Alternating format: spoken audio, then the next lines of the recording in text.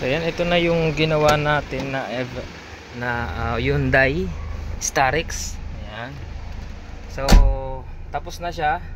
Hindi lang natin masyadong na videohan ng maayos, gawa ng lubat yung phone ko. So ito na yung kalalabasan, and then ito yung 360 nya. Ayan, tas nakalibrate na rin. Left, right, rear. Ayan yung likod nya. So sa hazard, automatic din.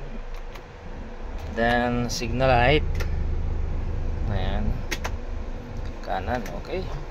And then reverse. Ayan,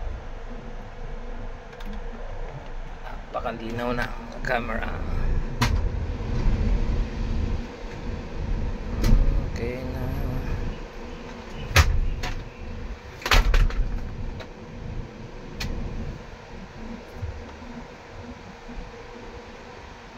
Video.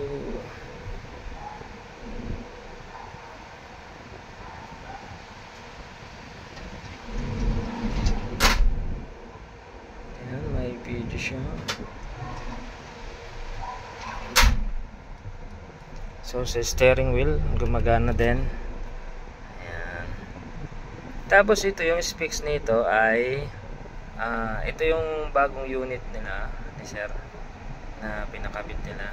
Ayan, 4GB 64 octa-core na, and then kagandahan dito ay 2K resolution na siya, Android 14.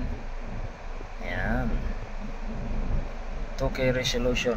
Kaya makikita nyo, napakalinaw talaga ng ano nya. Tama yung 360.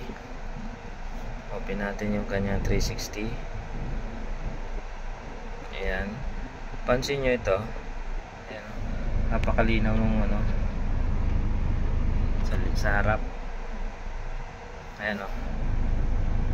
Kung actual, medyo madilim na ng konti, pero dito ayan, napakalinaw.